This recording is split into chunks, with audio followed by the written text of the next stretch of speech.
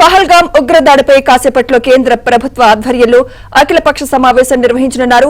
ఈ సమావేశానికి అన్ని పార్టీలను కేంద్ర ప్రభుత్వం ఆహ్వానించింది. హోంమంత్రి అమిత్ షా, రక్షణ శాఖ మంత్రి రాజ్నాథ్ సింగ్ ఆధ్వర్యంలో అఖిలపక్ష భేటీ జరగనుంది. పహల్గాం ఉగ్రదాడి తర్వాత పాకిస్తాన్ పై తీసుకున్న చర్యల గురించి అఖిలపక్ష సమావేశంలో వివరించనున్నారు. అయితే సమావేశానికి కాంగ్రెస్ తరపున రాహుల్ గాంధీ, టీడీపీ తరపున లావు శ్రీకృష్ణదేవరాయలు హాజరు కానున్నారు. ఉగ్రవాదంపై భవిష్యత్తులో తీసుకునే చర్యలపై సమావేశంలో చర్చించనున్నట్లు సమాచారం.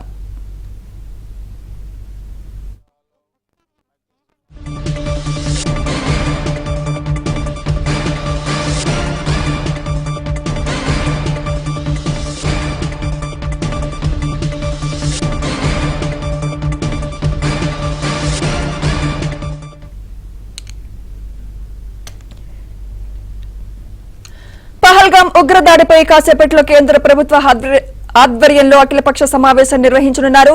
ఈ సమావేశానికి అన్ని పార్టీలను కేంద్ర ప్రభుత్వం ఆహ్వానించింది. ఇదే అంశంపై మరింత సమాచారం మా ఢిల్లీ బ్యూరో చీఫ్ కృష్ణ అందిస్తారు. కృష్ణ, ఈ భేటీలో కేంద్రం ఏం చెప్పబోతోంది? కృష్ణ, సుమిత్ర, పార్లమెంట్ అవర్లో అఖిలపక్ష భేటీ ప్రారంభమైంది. ఈ భేటీకి కేంద్ర రక్షణ శాఖ మంత్రి రాజ్నాథ్ సింగ్, కేంద్ర హోంశాఖ మంత్రి అమిత్ షా ప్రభుత్వం తరఫున పాల్గొంటున్నారు. అదేవిధంగా ఆయా పార్టీల నుంచి కూడా ఆయా పార్టీలకు సంబంధించిన నేతలంతా పాల్గొన్నారు. కాంగ్రెస్ పార్టీ తరఫు నుంచి రాహుల్ గాంధీ పాల్గొన్నారు. అదేవిధంగా టీడీపీ నుంచి టీడీపీ నేత లావు శ్రీకృష్ణదేవరాయ పాల్గొన్నారు. ఆప్, అదేవిధంగా టీఎంసీ, ఇతర పార్టీల నుంచి కూడా సిపిఎం, సిపిఐ నుంచి కూడా ఈ సమావేశంలో పాల్గొన్నారు.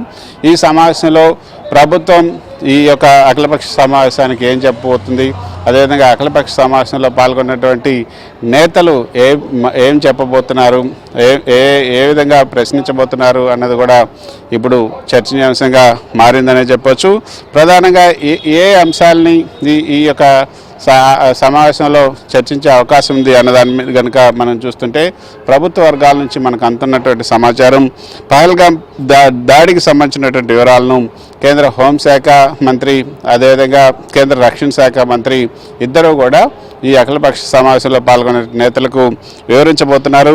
ఈ దాడి వెనుకున్నటువంటి ఉగ్ర సంస్థలు ఎవరు, వాళ్లకు నిధులు ఏ విధంగా వచ్చాయి, తర్వాత ఏ విధంగా కుట్ర జరిగింది, తర్వాత దీని వెనుకున్నది ఎవరు, అదేవిధంగా వీళ్లకు మద్దతు ఇస్తున్నటువంటి వాళ్ళు ఎవరు, సో వీటన్నిటికి సంబంధించి ఇప్పటివరకు వాళ్ళు సేకరించినటువంటి ఆధారాలు ఏంటి, వీటన్నిటిని కూడా అఖిలపక్ష సమావేశం ముందు ఉంచే అవకాశం ఉంది. అదేవిధంగా భవిష్యత్తులో తీసుకోబోయే భద్రతా చర్యలు ఏ విధంగా ఉండాలి, తర్వాత ఇప్పుడు జూలై 3వ తేదీ నుంచి అమర్నాథ్ యాత్ర కూడా సాగుతుంది.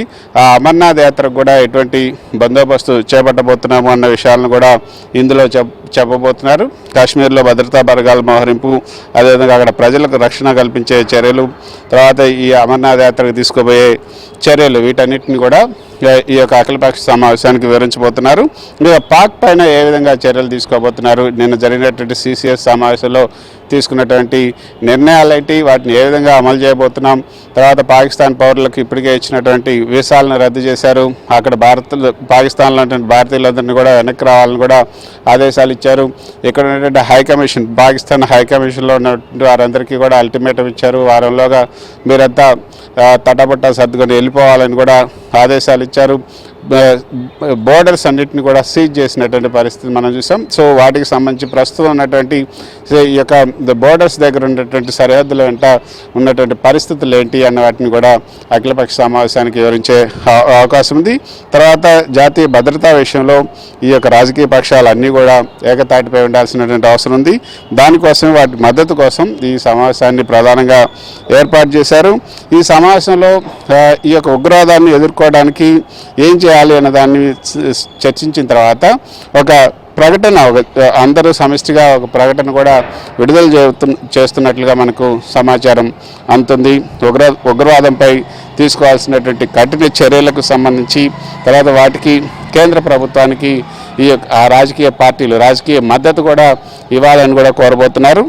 అంతర్జాతీయ వేదికల మీద ఏ విధంగా ఈ యొక్క పాకిస్తాన్ను ఏ విధంగా ఏకాకిం చేయాలి అనే దానిపైన కూడా ఈ అఖిలపక్ష సమావేశంలో చర్చించబోతున్నారు. యుఎన్, అదేవిధంగా FATF, G20 ఈ వేదికలపైన పాకిస్తాన్ను ఏ విధంగా ఏకాకిం చేయాలని కూడా అఖిలపక్ష సమావేశంలో పాల్గొన్న నేతల నుంచి సలహాలు, సూచనలు తీసుకునే అవకాశం ఉంది. విపక్షాల నుంచి కూడా ఈసారి మరి ఈ సమయంలో ప్రస్తుతం అక్కడ 26 మంది చనిపోయినటువంటి నేపథ్యంలో విపక్షాలు ఏమైనా ప్రశ్నలు లేవనెత్తాయా, ప్రభుత్వాన్ని ఇరుకటంలో పెట్టే విధంగా ఏమైనా ప్రశ్నించే అవకాశం ఉందా, ముఖ్యంగా అక్కడ భద్రతా లోపం పైన ఈ సమావేశంలో ఏమైనా రక్షణ శాఖ మంత్రి కానీ హోంశాఖ మంత్రిని కానీ అడిగే అవకాశం ఉందా చూడాలి. అక్కడ CCTV కెమెరాలు ఎందుకు లేవు, అదేవిధంగా అక్కడ ఉన్నటువంటి ఈ పర్యాటక ప్రాంతం అయినటువంటి పహల్గామ్లో ఎందుకు భద్రత కొరవైంది. అక్కడ మామూలుగా అయితే జమ్మూ కాశ్మీర్లో అడుగడుగునా కూడా భద్రతా బలగాలు ఉంటాయి, కానీ అక్కడ మాత్రం ఆ రోజు ఎందుకు లేవు, ఒక్క భద్రతా సిబ్బంది కూడా రిటాలియేట్ చేయలేకపోయారా, దానికి గల కారణాలు ఏంటి, మరి వాటి మీద ఏమైనా ప్రశ్నలు గుప్పిస్తారా, లేకపోతే ఇప్పుడు ఆ విధంగా గుప్పించడం వల్ల మళ్ళీ అంతర్జాతీయ సమాజంలో కొంత పలచబడిపోతామని ఏమైనా అఖిలపక్ష సమావేశం నేతలు ఏమైనా భావిస్తారో తెలీదు. కానీ ఈ ప్రశ్నలు అయితే లేవనెత్తే అవకాశం ఉంటే వాటికి కూడా సమాధానం, గట్టిగానే సమాధానం రిప్లై ఇవ్వాలని ప్రభుత్వం భావిస్తుంది. ఈరోజు CWC సమావేశం కూడా జరిగింది కాంగ్రెస్ పార్టీకి. ఆ కాంగ్రెస్ పార్టీ CWC సమావేశంలో చాలా గట్టి నిర్ణయమే తీసుకున్నారు. దీన్ని రాజకీయంగా ఉపయోగించుకోకుండా కేంద్ర ప్రభుత్వం నిర్ణయం తీసుకోవాలి. అదేవిధంగా ఇది రాజకీయాలకు వేదిక కాకూడదు ఈ సంఘటన అన్నది కూడా CWC ఒక తీర్మానాన్ని చేయడం జరిగింది. రేపు కొవ్వొత్తుల ర్యాలీని కూడా కాంగ్రెస్ పార్టీ చేయబోతుంది.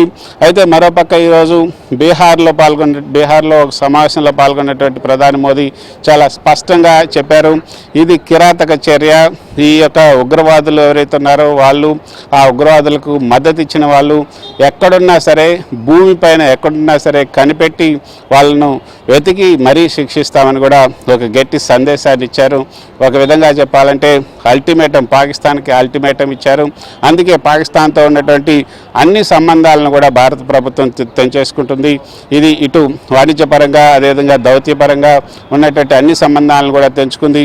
సో పాకిస్తాన్ కూడా ఈ చర్యలను నిశ్చితంగా పరిశీలిస్తుంది. పాకిస్తాన్ కూడా భారత ప్రభుత్వం ఏదైనా చర్యలు తీసుకుంటే దాన్ని రిటాలియేట్ చేయడానికి పాకిస్తాన్ కూడా సిద్ధమవుతూ ఉన్నట్లుగా తెలుస్తుంది. క్షిపణి పరీక్షలు జరుపుతున్నామంటూ కూడా నోటిఫికేషన్ ఇచ్చింది. సో భారత ప్రభుత్వం కూడా అటు అరేబియా మహాసముద్రంలో నేవీని అప్రమత్తం చేసింది. ఈరోజు కూడా క్షిపణి ప్రయోగాలను భారత ప్రభుత్వం కూడా చేసింది. సరిహద్దుల వెంటైతే ప్రస్తుతం యుద్ధ వాతావరణం నెలకొంది. సో ఈ నేపథ్యంలో భారత ప్రభుత్వం ఏం చేయబోతుంది, దీనికి ఏ విధంగా రిటాలియేట్ చేస్తుందని కూడా చూడాల్సి ఉంటుంది. కానీ అంతర్జాతీయ సమాజం, అదేవిధంగా భారత్లో ఉన్నటువంటి ఆర్థికవేత్తలు చెప్తున్నటువంటి మాట, ఇప్పుడు అమెరికా టారిఫ్ వార్తోనే ఆర్థిక రంగం కుదేలవుతున్నటువంటి పరిస్థితి. స్టాక్ ఎక్స్చేంజ్లు కూడా రోజుకి దిగజారిపోతున్నాయి. ఈ నేపథ్యంలో ఇప్పుడు భారత్ పాకిస్తాన్ మధ్య యుద్ధ వాతావరణం అంటే ఈ ఆర్థిక వ్యవస్థ ఇంకా కొంగిపోయే అవకాశం ఉంది. కాబట్టి భారత ప్రభుత్వం ఇప్పుడు ఎటువంటి చర్యలు కూడా తీసుకోకుండా ఉంటే బాగుంటుంది అన్న అభిప్రాయాన్ని అయితే వ్యక్తం చేస్తున్నారు.